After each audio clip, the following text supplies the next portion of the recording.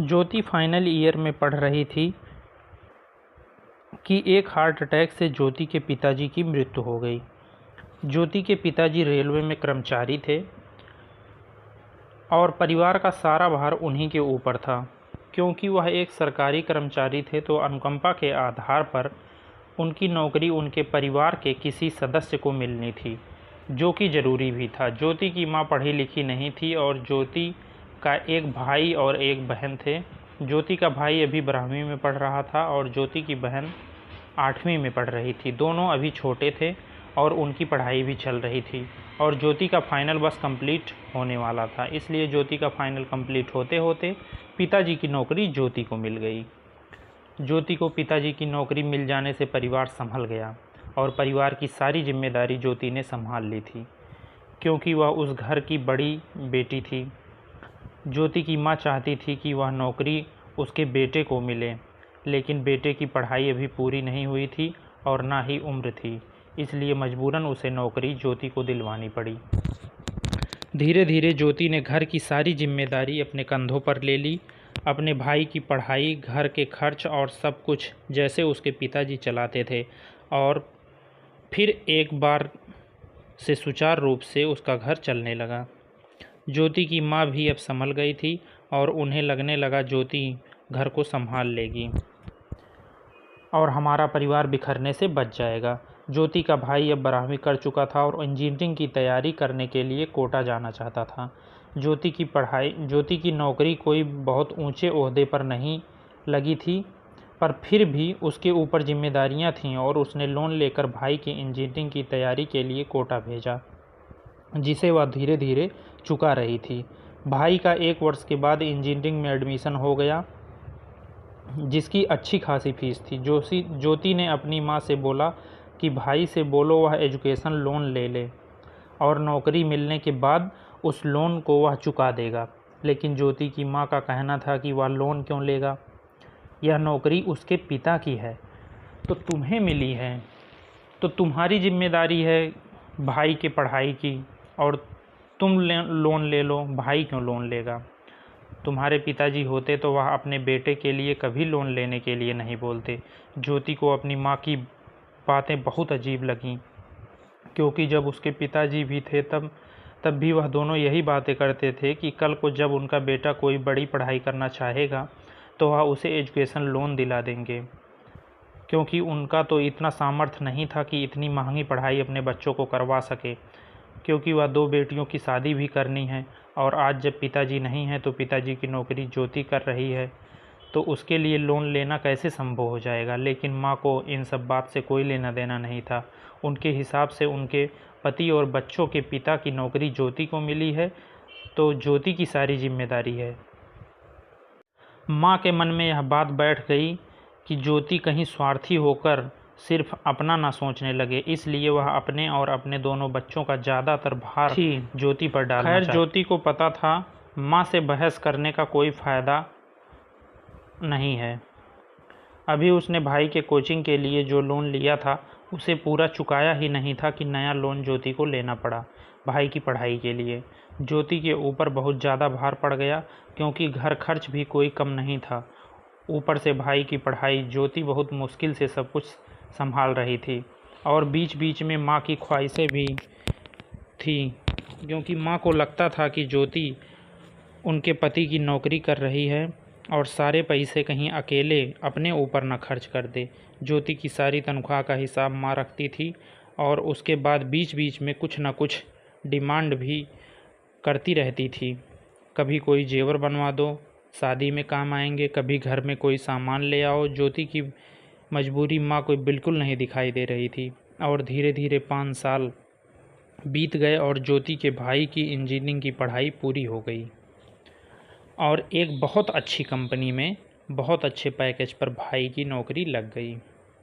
इधर छोटी बहन ने भी ग्रेजुएशन कर लिया था।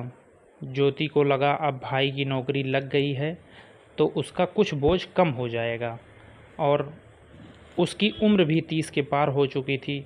ज्योति को लगता था कि अब उसे शादी कर लेनी चाहिए, क्योंकि उसकी शादी की उम्र निकलती जा रही थी। और उससे छोटा एक भाई और एक बहन भी हैं जिनकी शादी करनी है। पहले बड़े बेटे की शादी होगी तभी तो छोटे भाई बहनों की शादी होगी। लेकिन ज्योति को पता ही नहीं था कि उसकी माँ के मन में क्या विचार चल रहा है, क्योंकि इतने दिनों में माँ ने ज्योति को एक कोल्हू का बैल समझ रखा था जिसने उसके पति की नौकरी ली है।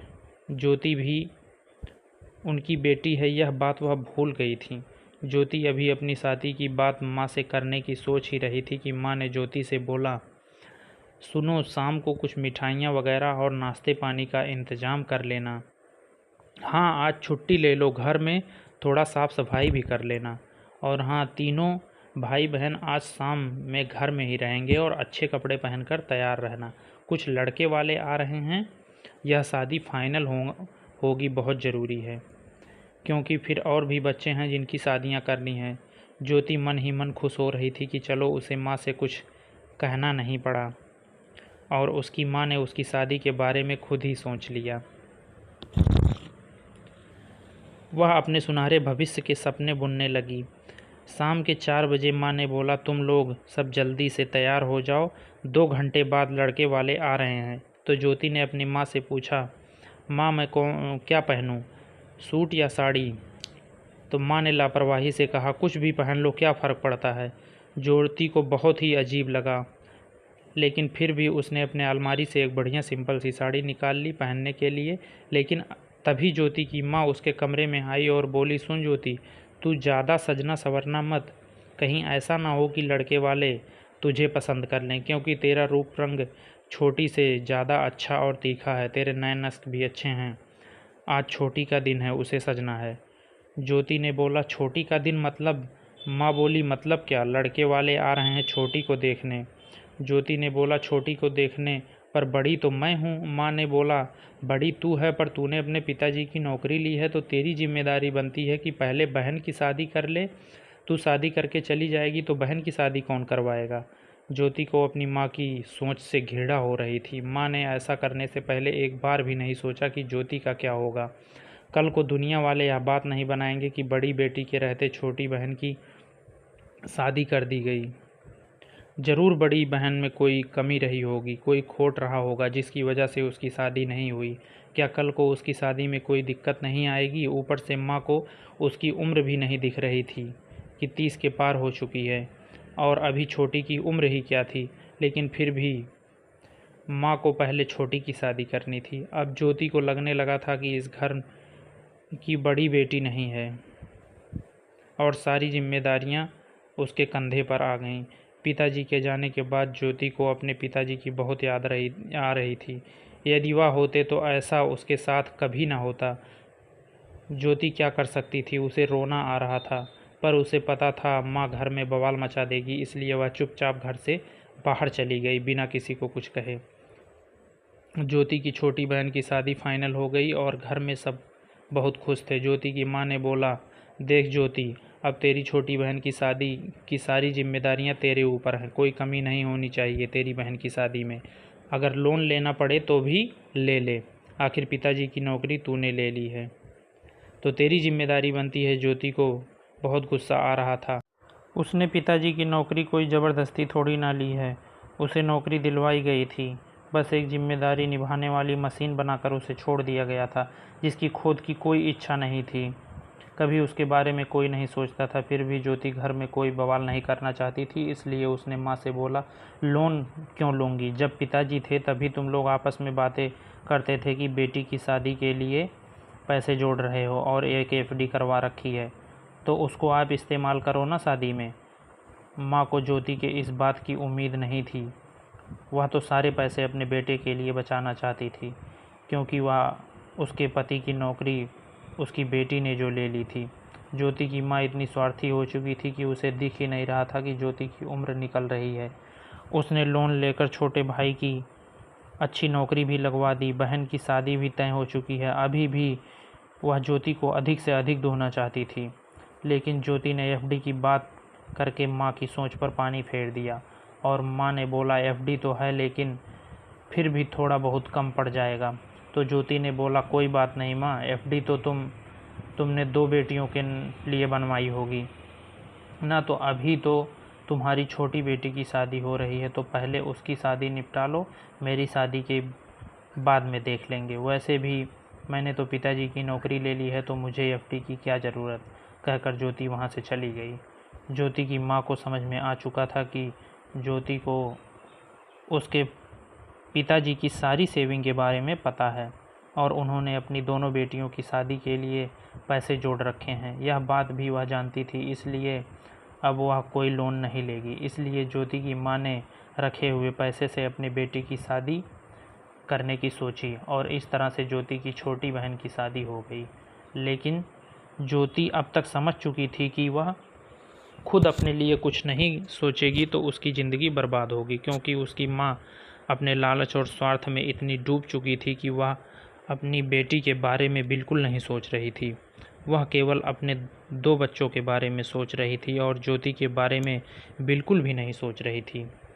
खैर, ज्योति की छोटी बहन की शादी में 6 महीने बीत चुके थे और ज्योति का भाई भी अब अच्छा खासा कमा रहा था।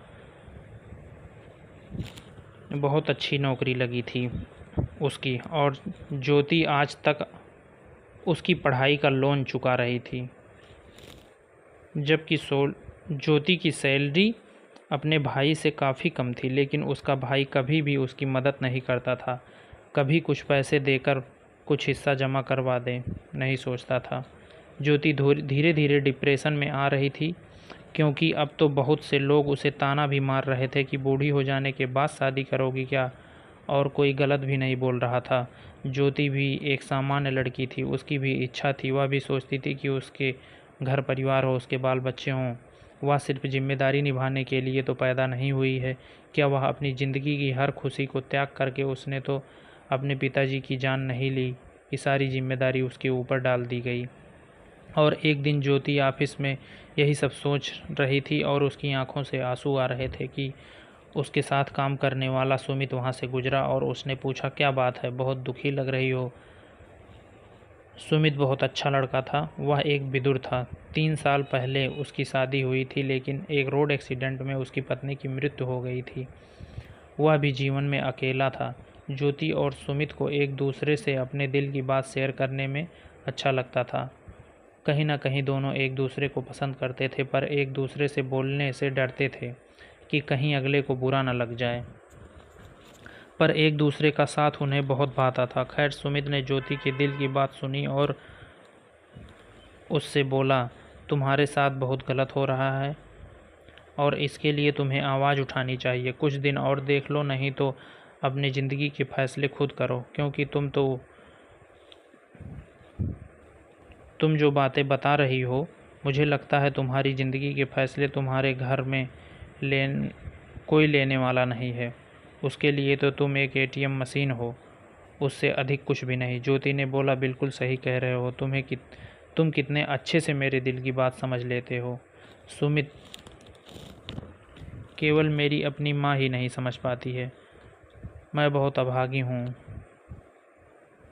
उसके बाद ज्योति ऑफिस से निकल पड़ी। घर पहुंचने पर ज्योति ने देखा उसका छोटा भाई बैठा है और कुछ लोग से बातें कर रहा है और उसकी मम्मी नाश्ता पानी लाकर दे रही हैं। ज्योति ने जैसे ही घर में एंट्री ली, ज्योति की माँ ने ज्योति से बोला, बेटा देख, ये कनक है, तेरे छोटे भाई के साथ काम करती है उसी के ऑफिस में, और उसके मम्मी पापा दोनों एक दूसरे को काफ़ी पसंद करते हैं।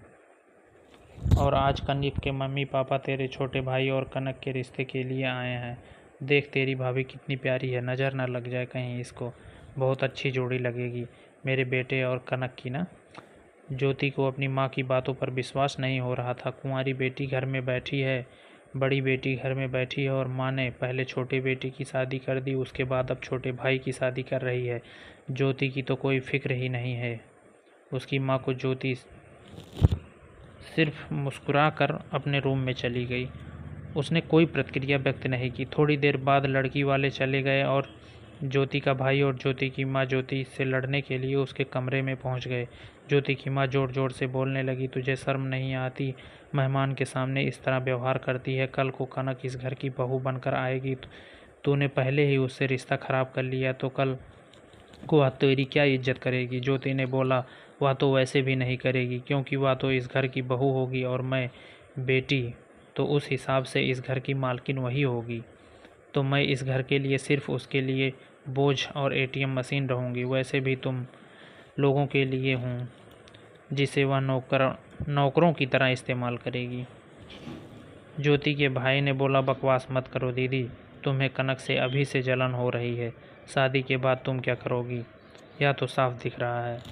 तब तक ज्योति की छोटी बहन भी आ चुकी थी और अब ज्योति से बोलने लगी, दीदी यह तुम कैसे बातें कर रही हो? तुम हमारी बड़ी बहन हो, हमारा घर बसाना तुम्हारी जिम्मेदारी है। ज्योति ने बोला, घर बसाने के लिए मैं अपनी जिम्मेदारी कुर्बान कर दूं? बड़ी बहन हूँ, उसी तरह तुम लोग भी तो मेरे छोटे भाई बहन हो, लेकिन तुम लोग सिर्फ अपना स्वार्थ देखते हो और अपना घर बसाने की सोचते हो। मेरे बारे में तुम लोग नहीं सोचते हो। क्या मैं दुनिया में सिर्फ जिम्मेदारी निभाने के लिए पैदा हुई हूँ? मेरी कोई इच्छा नहीं है। तुम्हें शर्म नहीं आई मुझसे पहले शादी करते हुए? अब मेरे छोटे भाई को शर्म नहीं आ रही है मुझसे पहले शादी करते हुए। तब तक ज्योति की माँ ने बोला, देख ज्योति, फालतू की बहस मत कर। तूने अपने पिताजी की नौकरी ली है तो तेरी जिम्मेदारी बनती है। अगर तेरे पिताजी होते तो उनके बच्चों की शादी करते अपनी नौकरी की बदौलत, और वह नौकरी अब तू कर रही है तो तेरा फ़र्ज़ बनता है कि तू सबकी शादी कर। ज्योति ने बोला, अच्छा यह मेरा फ़र्ज़ है, चलो आज तुम लोगों को आईना दिखा देती हूँ। एक बात बताओ, अगर पिताजी होते तो क्या अभी तक रिटायर नहीं हुए होते? अभी तक नौकरी कर रहे होते तो उनकी तनख्वाह आ रही होती, ना सिर्फ पेंशन मिल रही होती। जो आज भी तुम्हें पेंशन मिलती है वही पेंशन तब भी मिलती तुम्हारे हिस्से, क्योंकि पेंशन तो पत्नी को मिलती है जो कि तुम्हें अभी भी मिल रही है। तो अब मेरी जिम्मेदारी कहाँ बनती है? जितनी जिम्मेदारी थी वह मैं कब की पूरी कर चुकी हूँ। मैं ज़बरदस्ती नौकरी नहीं ली है बल्कि तुमने ही मुझे दिलवाई है, क्योंकि तुम्हारा लाडला छोटा था और तुम्हारी लाडली भी छोटी थी, और जिम्मेदारी का एहसास दिखाकर मेरी ज़िंदगी बर्बाद कर रही हो। पिताजी होते तो शायद ऐसा कभी नहीं होता। यह मेरी किस्मत ही ख़राब थी कि पिताजी हमें बीच राह में छोड़कर चले गए। जिन पैसों का इंतज़ाम पिताजी करके भी गए थे उन पैसों को भी तुमने इस्तेमाल नहीं किया, बल्कि मुझे लोन करवाकर जिम्मेदारी का राग अलाप। इतने सालों से पिताजी की नौकरी कर रही हूँ पर 1 रुपया नहीं जोड़ पाई हूँ, क्योंकि सारे पैसे का हिसाब तुम रखती हो। बल्कि मैं लोन भर रही हूँ, उसके ऊपर लाखों का कर्ज है। क्या पिताजी होते तो इतना लोन लेने देते? पिताजी होते तो दोनों बेटियों की शादी की एफडी एक बेटे के ऊपर खर्च कर देते? कभी नहीं। अगर पिताजी होते तो सबसे पहले अपनी बड़ी बेटी की शादी करते, उसके बाद छोटी बेटी की, उसके बाद बेटे के बारे में सोचते। तुमने तो मुझे एटीएम मशीन बना दिया है जिसकी कोई इच्छा नहीं है। कभी कभी दिल करता है कि यह नौकरी छोड़ दूं और अपनी नई ज़िंदगी शुरू करूं, लेकिन मैंने इतने साल इस नौकरी में गंवा दिए हैं जिम्मेदारी निभाते निभाते, इसलिए नौकरी छोड़ने का मन नहीं करता। मुझे भी मेरा सहारा चाहिए, लेकिन हाँ, अगर मैं तुम लोगों को ज़रूर छोड़ने वाली हूँ, क्योंकि अब मेरी कोई जिम्मेदारी नहीं। तुम्हारा बेटा अच्छी नौकरी कर रहा है, अपनी माँ के लिए जिम्मेदारी वह निभाएगा। तुम्हारे पति का सारा कर्जा मैंने उतार दिया है और अब नौकरी सिर्फ़ और सिर्फ मेरे हिस्से की है, क्योंकि पिताजी तो अब रिटायर हो गए होते और पेंशन तुम्हें मिल रही है।